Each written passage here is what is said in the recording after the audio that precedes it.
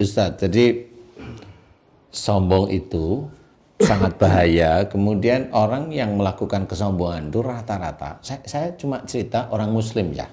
Kalau yang lain kan saya nggak bisa cerita. Orang muslim aja, kita evaluasi langsung ya.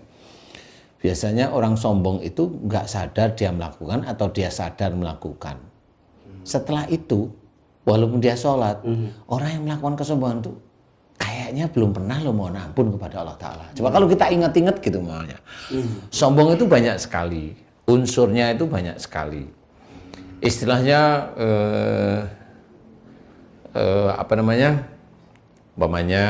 seseorang diberi kelebihan ilmu oleh Allah Ta'ala untuk bekerja umpamanya. Ya, ini.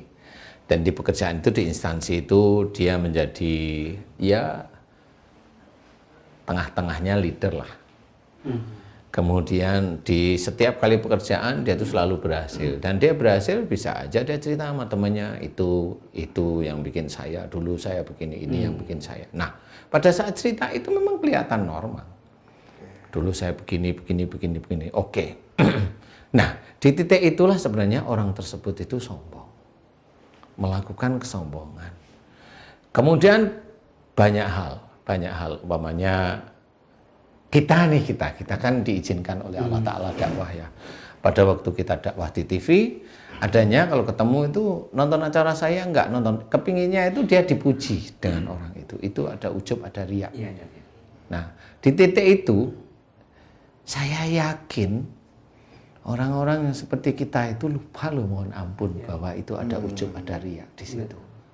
Nah, inilah sangat-sangat mengkhawatirkan sekali, sangat-sangat bahaya karena satu, ujub, riya, bahkan sombong ini bisa menghanguskan seluruh amal soleh kita.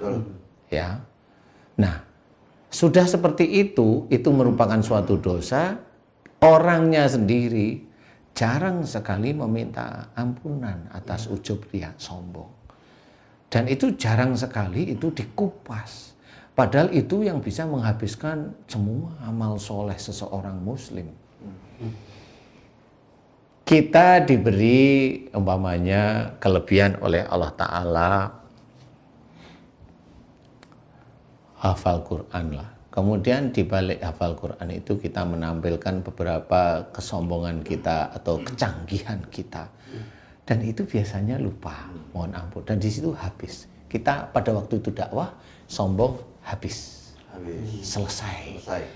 Nah, di mana titik-titik itu selesai, pasti selesai. Dan ini dakwah orang tersebut yang nggak ada sama sekali pahalanya karena selesai dengan kesombongannya.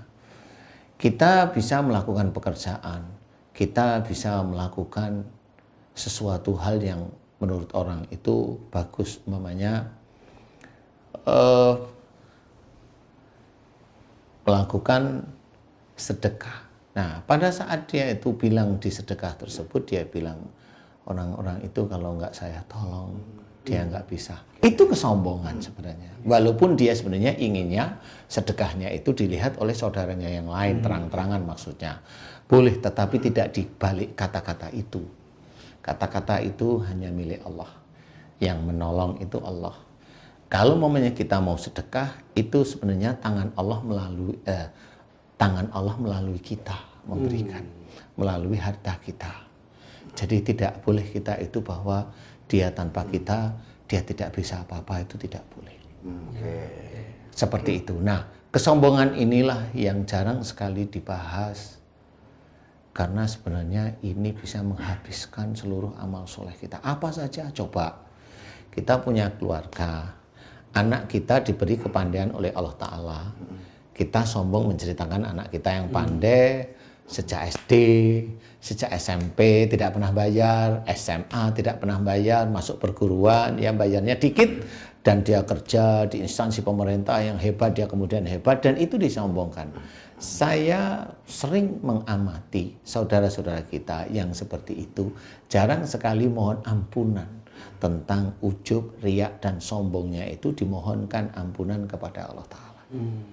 Saya mengamati banyak sebenarnya dari situ. Dari mulai gestur orang itu, dari mulai cara bicaranya itu kelihatan bahwa dia lupa. Padahal kesombongan itu biasanya selalu lewat melalui mulut bisa, melalui hati kita ada ujub, ada riak bisa. Nah, inilah yang harus kita perhatikan. Kalau kita ingin amal soleh kita itu tidak rusak oleh ujub, riak, sombong kita, ya kita mohon ampun. Di titik mana? Wallahu a'lam, kita nggak tahu.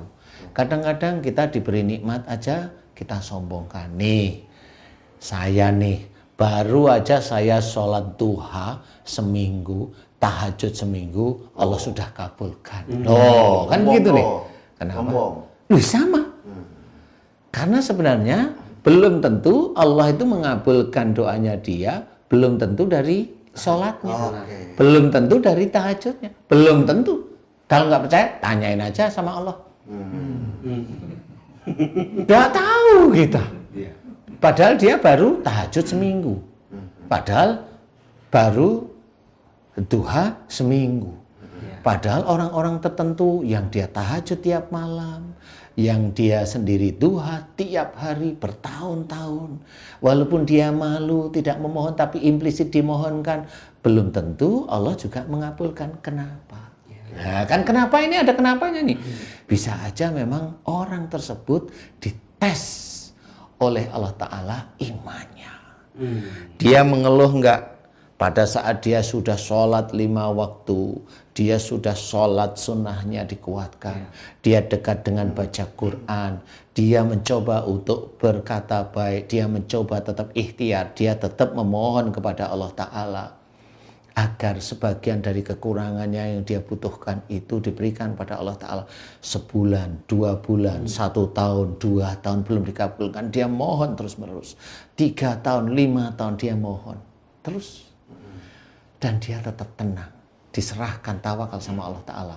Samakah orang yang memohon terus menerus kepada Allah Ta'ala dan dengan sabar menunggu uluran tangan Allah dengan orang yang baru seminggu sholat duhanya, tahajudnya dikabulkan? Samakah ini?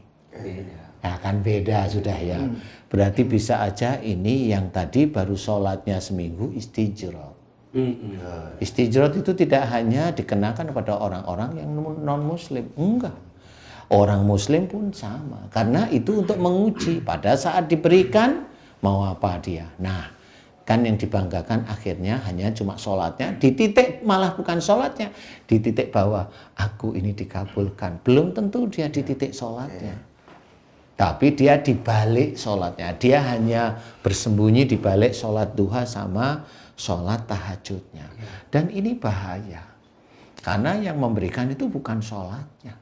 Sholat itu hanya tambahan ibadah. Nah, ini yang harus kita pahami. Luar biasa. Ya. Kalau diberikan nikmat sehat, Ya. tapi nggak ibadah, apakah itu sombong? Iya, tetap. Makanya kalau saya sering memberikan doa kepada santri saya atau di YouTube barangkali, mohon kepada Allah Ta'ala. Ya Allah, jika selama ini Engkau sering memberikan kepadaku, kepada kami, kepadaku, kepada saya banyak nikmat, dari mulai bangun tidur, Engkau izinkan aku bisa menjalankan, menyembah kepadamu, beribadah maksudnya. Engkau izinkan aku menjalankan aktivitas sehari-hari. Engkau izinkan aku mengerjakan pekerjaan-pekerjaan yang Engkau berikan kepadaku. Paham ya? Semua pekerjaan itu bukan dari kita, dari Allah. Dan kita mengerjakan, dan Allah memberikan rizki kepada kita. Ya Allah, Alhamdulillah semua ini atas nikmat-Mu. Alhamdulillah, Alhamdulillah, Alhamdulillah, la haula wa la quwata illa billah. Lagi, doa lagi. Ya Allah, jika di antara nikmat yang Engkau berikan kepadaku setiap harinya, aku ujub, aku ria, aku sombong.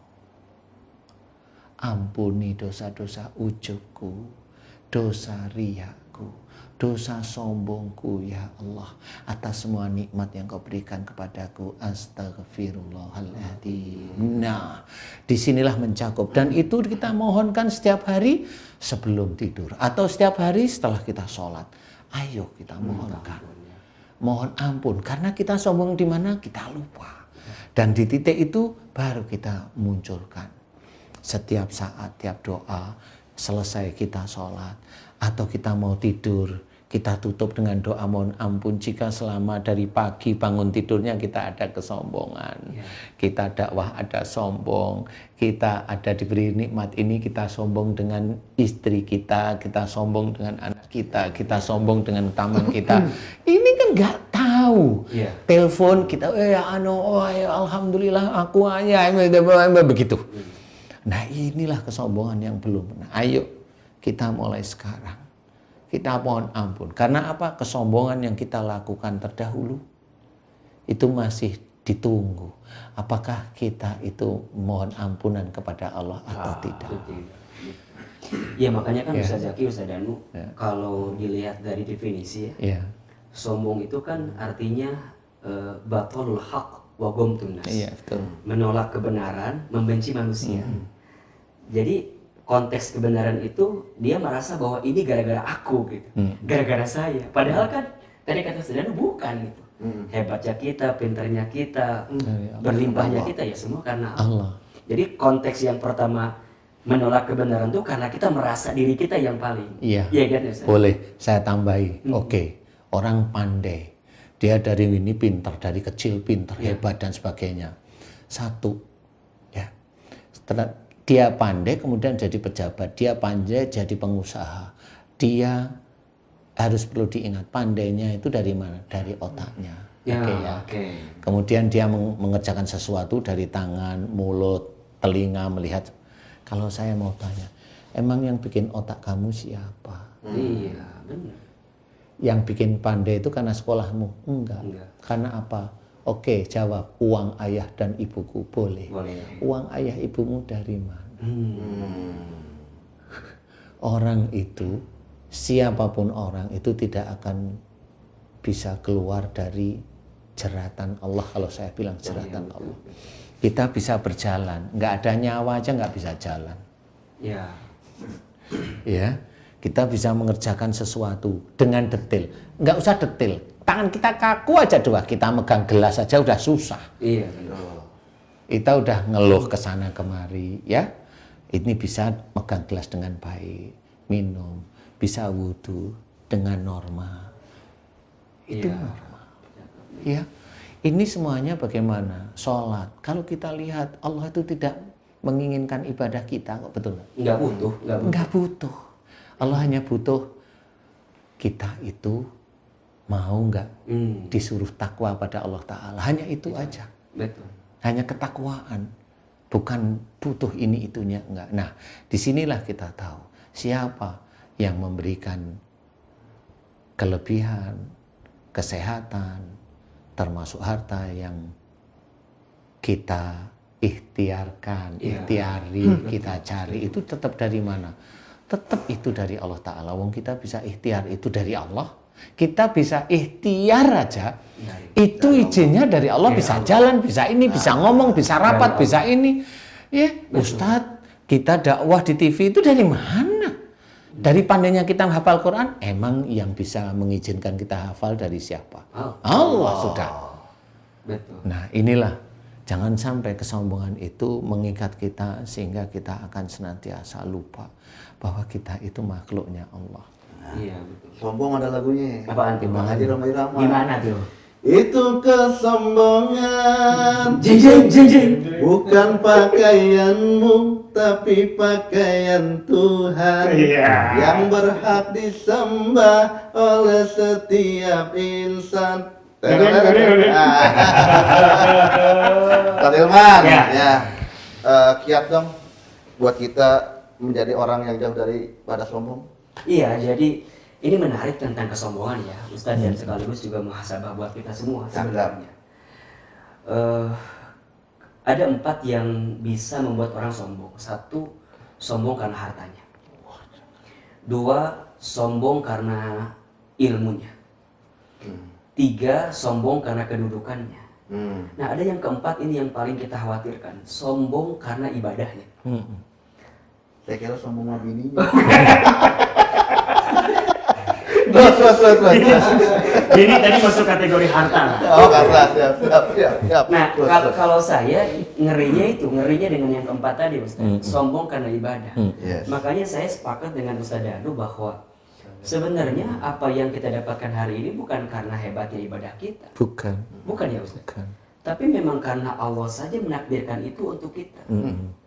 Makanya dalam level ikhlas yang paling tinggi itu adalah saat kita tidak bersandar dengan amal kita gitu. Betul. Itu harus kita pahami. Karena apa? Orang yang non muslim aja tetap dikasih kok. Itu karena rahman rahimnya Allah aja. Nah, ini yang harus kita pahami. Betul, makanya hati-hati dengan sikap bahwa ini gara-gara tahajud saya, duha saya, sholat saya. Bukan, Ustaz. Iya kan? Allah itu tidak butuh dengan ibadah kita. Saat kita sholat, tidak lantas kemudian Allah jadi lebih mulia. Enggak, orang Allah udah mulia. Sudah mulia. Sudah mulia. Kita enggak sholat kemudian Allah turun, enggak. Tidak akan pernah menurunkan derajat Allah sebagai yang maha mulia. Betul enggak? Justru kita kalau yang enggak ibadah tidak menghadirkan ketaatan, ketundukan kepada Allah. Betul enggak, Ustaz? Betul. Makanya hati-hati dengan sifat merasa, Ustaz. Iya, benar. Saya pernah nulis tuh, merasa soleh itu salah, merasa salah itu soleh. Jadi yang benar. Ulangi. Merasa soleh Itu salah. Merasa salah. Itu soleh. Iya. Karena memang yang dianjurkan dalam hadis kan begitu. Iya. Jangan mencari kesalahan orang lain. Betul. Carilah kesalahan diri sendiri. Betul. Untuk memohon kepada Allah Ta'ala ampunan demi ampunan, muhasabah diri kekurangan kita apa, tidak usah melihat kehebatan orang atau melihat kesalahan orang, nggak perlu. Makanya disebutkan kan, sombong itu yang keduanya wagomtun nas, membenci manusia. Rendahin manusia. Pasti biasanya merasa bahwa yang benar tuh saya. Oh gitu. Itu salah gitu. Kamu salah. Ketika bicara bab ini saya benar, Ustaz Danu salah. Oh itu sudah masuk level kesombongan. Makanya ya hati-hati dengan menyalahkan orang. Kalau ngomong angkat itu dianggap oleh Allah Ta'ala musyrik karena merasa benar. Merasa benar. Iya, nggak boleh memang. Berarti orang-orang yang mempunyai ilmu hanya untuk dijadikan bahan perdebatan untuk sombong termasuk. Iya, hati-hati. Karena memang kalau memang kita itu berhadapan dengan saudara seiman, itu kan ada yang namanya tabayun, ya. Iya. Nah, itu kan istilahnya ada diskusi, ada musyawarah dan sebagainya. Itu sebenarnya kita saling mengisi. Jadi bukan mau menyalahkan, intinya kan begitu. Kalau mau menyalahkan, tidak bisa seperti itu. Yang berhak menyalahkan Allah Ta'ala. Apalagi dilihat dalilnya jelas. Kan begitu, harus begitu. Dalilnya jelas. Kemudian, saya yang belum tahu tentang ayat tersebut. Nah, itu kan harus saling mengakui. Oh, berarti ya sudahlah kalau gitu memang kita saling belum paham. Ya tabayun aja biasa, ngobrol santai, ketemu, selesai. Kita saudara. Jadi tidak ada yang benar dan salah. Dan orang-orang yang seperti itu akan dijaga oleh Allah Ta'ala nanti sampai akhir hayatnya. Karena orang yang menjaga saudaranya sama seiman, itu akan dijaga. Tapi kalau mamanya kayak tadi, mamanya saya merasa benar, Ustadz salah, itu udah dosa duluan. Itu udah dianggap orang tersebut musyrik oleh Allah Ta'ala. Orang tersebut musyrik karena merasa golongannya dia benar. Bahkan ketika kita menasihati, Ustaz Zaki, kan kita tuh tidak boleh menasihati orang di depan banyak orang. Tidak boleh, memang hadisnya seperti itu. Kalau kita menasihati orang di depan banyak orang, itu bukan nasihat namanya. Tapi menyakiti. Iya, malah mempermalukan. Iya. Mempermalukan dia. Iya, itu nggak boleh hadisnya. Betul, hadisnya memang nggak boleh seperti itu. Makanya, apalagi gayanya menasehati tapi di YouTube tapi menjatuhkan, bukan menasehati di situ. Nah, di situ tetap malah itu bukan menasehati, itu fitnah. Apalagi kalau nggak benar. Apalagi kalau nggak benar gitu. Nah, yang hebatnya lagi, yang hebat itu maksudnya yang insya Allah orang yang dihinakan oleh orang lain, dihinakan, tapi dia mendoakan agar saudaranya itu diberi hidayah oleh Allah Ta'ala, baru orang itu hebat. Walaupun dia terjepit, tapi dia mulia di hadapan Allah Ta'ala. Nah, Pak Kiai, ya. ada segmen yang ditunggu pemirsa. Gimana? Mohon maaf ya, misalkan orang bibirnya stroke. Bibirnya stroke? Gitu. Karena mungkin sering maki-maki orang, apakah itu termasuk yang diberikan Allah, ujian kepada dia untuk sadar? Oke, kita melihat dari dampak sombong tuh ke tubuh kita ada berkaitan dengan penyakit. Sebenarnya dampak sombong itu yang selama ini saya hafalin, kalau dia sombongnya tidak dengan emosi, dia aman di dunia. Di dunia aman. Di dunia aman, di dunia ya, saya bilang di dunia. Karena di akhirat jelas, habis amal solehnya. Nah, yang menjadikan dia sombong dengan emosi, tetap di dunia dia akan dikasih peringatan oleh Allah Ta'ala. Kalau dia mengejek orang, dia punya harta banyak, mengejek orang yang tidak berharta, dia akan dibalik nanti. Dia kelihatan punya harta, anaknya, bisa aja anaknya orang yang sombong ini nggak dapat kerjaan, ngabisin, berantem dan sebagainya, itu bisa. Sehingga harta ayahnya itu habis. Setelah habis, anaknya tetap nggak bisa ngapa-ngapain, dan orang tuanya ini juga nggak bisa ngapa-ngapain. Akhirnya orang melihat itu kesombongan kalau dulu mengejek. Seperti itu. Kalau sombong dalam arti ucapan, umpamanya mohon maaf ya, jadi ada orang yang jalannya ini dia sombong, mengejek orang yang jalannya seperti itu, ya. Orang kok kayak gitu gini. Fisik namanya. Dia lupa dia habis menikah. Ini lupa ya. Dia lupa karena itu dianggap kelakar. Dia lupa habis menikah. Nggak taunya sebulan 2 bulan istrinya hamil. Metang. Iya, meteng. Suatu ketika bisa aja anaknya keluar sama seperti yang dia ejek. Nah, seperti itu. Dia mau cari kemana? Nggak bisa. Itu sudah nas dari Allah Ta'ala, nggak bisa. Akhirnya dia sedih. Itu ujian bagi dia. Sebenarnya ujiannya gimana? Dulu dia pernah ngejek orang. Banyak orang kesombongan. Contoh, ada orang sombong. Ini gini. Sebenarnya sombongnya nggak keluar amat-amat sih. Jadi gini nih. Dia pinjam uang sama mertuanya. Ada umpamanya. Ini nggak kelihatan nih. Pinjam uang. Kelihatan memang mertuanya punya, tapi saat itu mertuanya lagi nggak punya uang. Normal kan ya? Orang pandemi sini mertuanya nggak taunya wira swasta, lah kan susah. Kalau mertuanya pegawai negeri, ya alhamdulillah lah disyukuri ya. Nah, ini mertuanya wira swasta, suatu ketika dia memang butuh karena sama-sama wira swasta lah ya. Dia butuh, dia pinjam. Dia hanya lihat rumahnya mertuanya agak megah lah ya. Tapi memang itulah cara Allah menguji. Suatu ketika dia, aku nggak punya nak, beneran ini lagi ini. Tapi dia sudah yakin bahwa mertuanya yang menolong, akhirnya kecewalah dia. Nah, kecewa ini pulang bersungut-sungut nih sama istrinya. Bapakmu itu, dia itu hartanya banyak, dipinjam sama anak menantunya aja nggak dikasih. Oke, kalau begitu, saya nggak akan pinjam lagi dengan dia. Sombong sudah.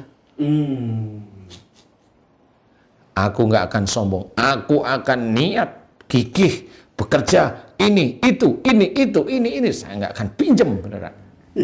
Nah, suatu ketika istrinya hamil, lahirlah anaknya autis. Itu.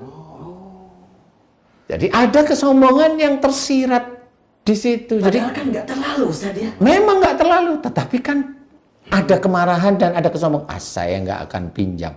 Saya harus gigih. Itu tetap sombong. Yang bikin gigih dan kuat itu siapa? Allah kan tahu. Kenapa orang tua yang memang benar-benar dia pada waktu itu kok kesannya karena dia. Akhirnya, nah inilah ujian yang tidak diketahui. Banyak sebenarnya kasus-kasus seperti itu. Nah inilah yang harus kita ketahui. Kalau memang sombong itu tidak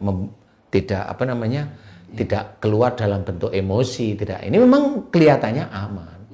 Di dunia aman, tapi di akhirat tetap dia akan habis nanti di hadapan Allah Ta'ala di yaumul qiyamah. Yaumul hisab. Kunci untuk jauh dari sombong sebenarnya cukup berkata baik, bersikap dengan bijak mungkin. Benar, itu aplikasinya. Tapi kita sebagai manusia tetap doa itu penting. Karena kita sudah diingatkan banyak sekali doa wasyari'u ila maghfiratin min rabbikum, jelas, wa tubu ilallahi jami'an ayyuhal mu'minun. Nah, semuanya disuruh mohon ampun, disuruh taubat kepada Allah Ta'ala, dan banyak ayat-ayat suruh taubat.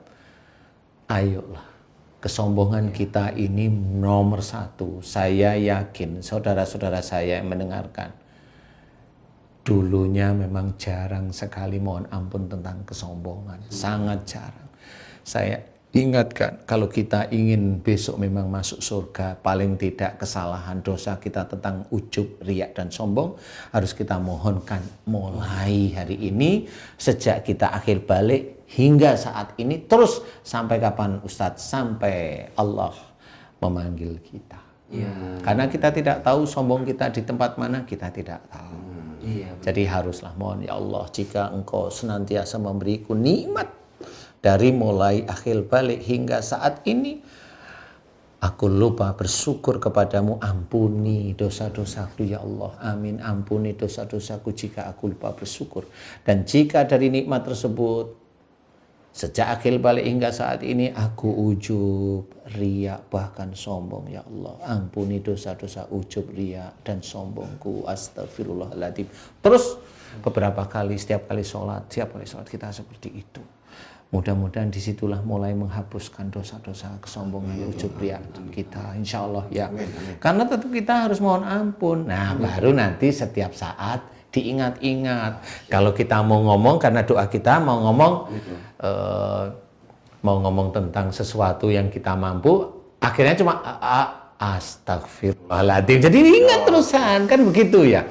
Itu menjadi kesinambungan hubungan antara yang kita sering mohon ampun atas dosa-dosa kita itu dengan kebiasaan yang dulunya begitu, akhirnya kita enggak. Nah, akhirnya kita pilih diam yang bab itu. Betul. Memang karena sombong itu satu perilaku yang Allah tuh sangat benci. Iya, betul.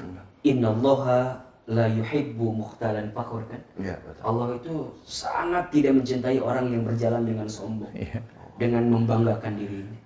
Dan itu memang. Tapi memang Ustadz, kayaknya kita ini boleh jadi ya, setiap kita nih ada sisi kesombongan itu. Semua masih ada.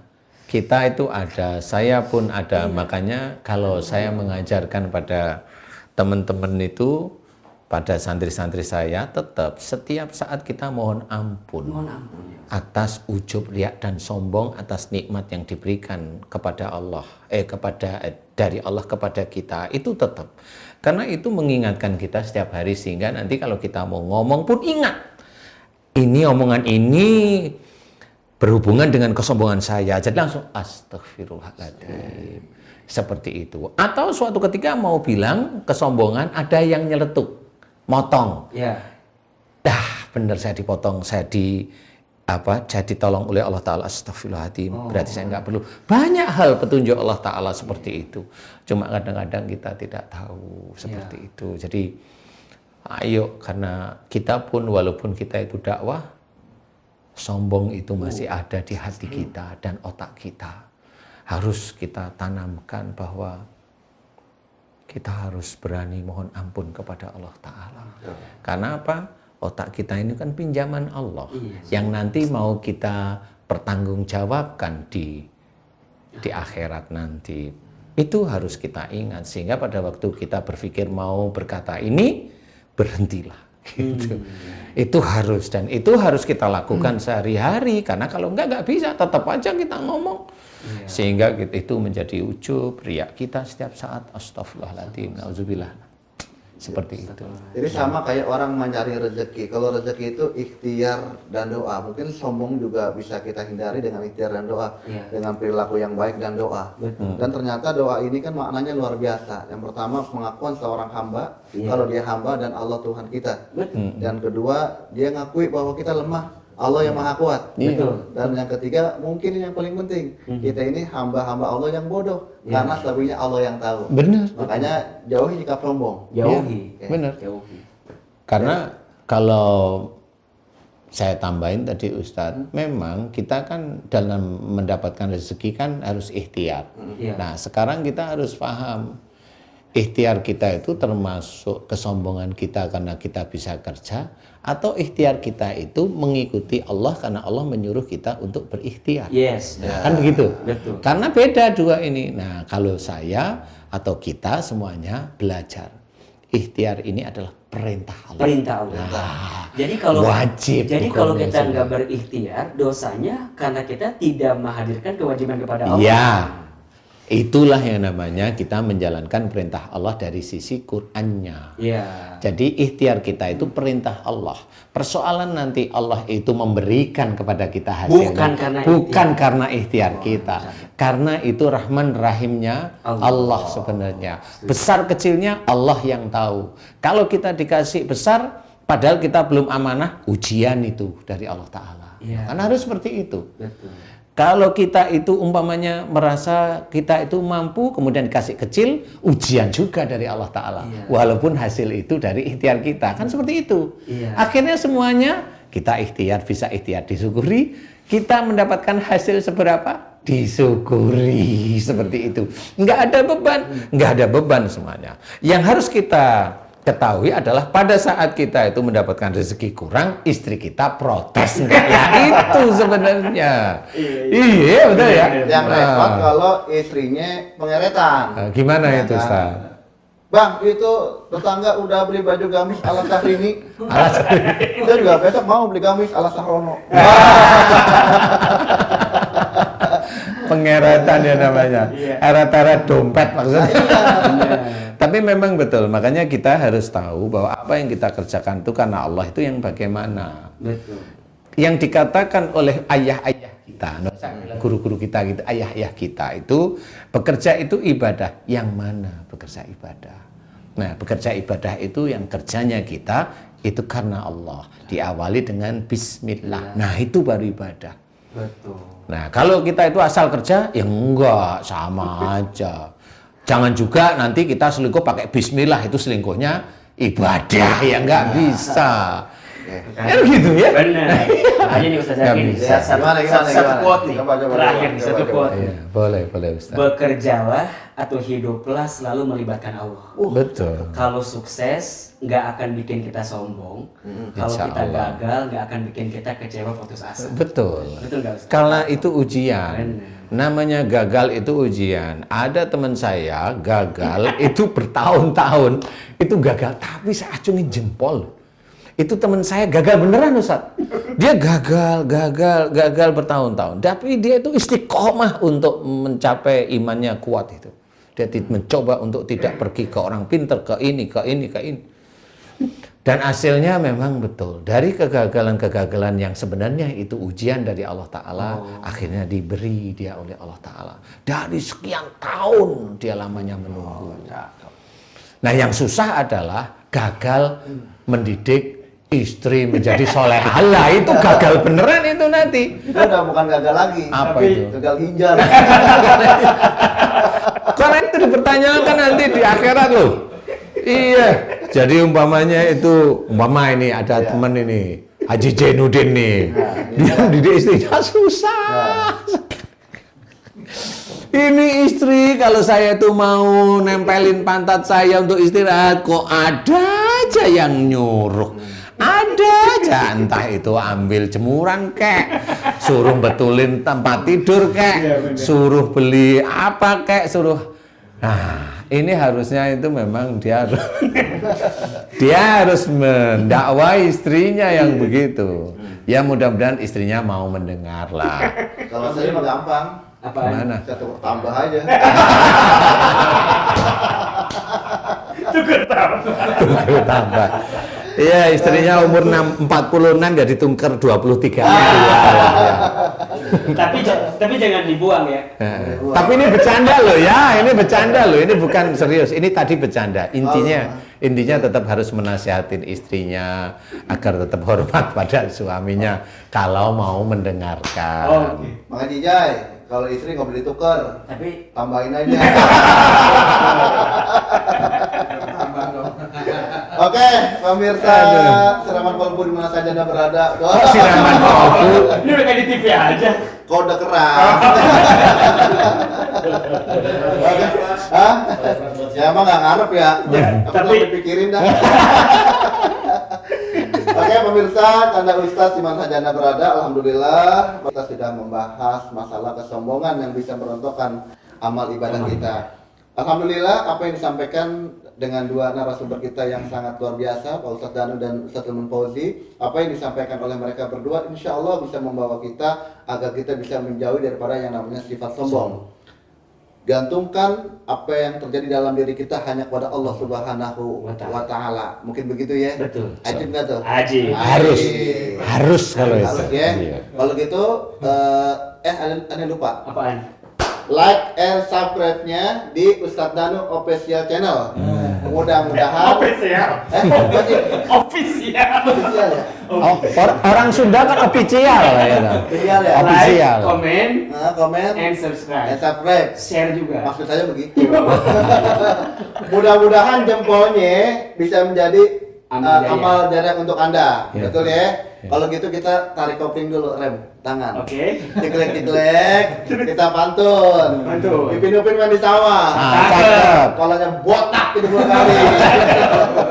Tolong dimaafin kalau kami bertiga ada yang salah. Besok Tanda Ustadz hadir kembali. Assalamualaikum warahmatullahi wabarakatuh.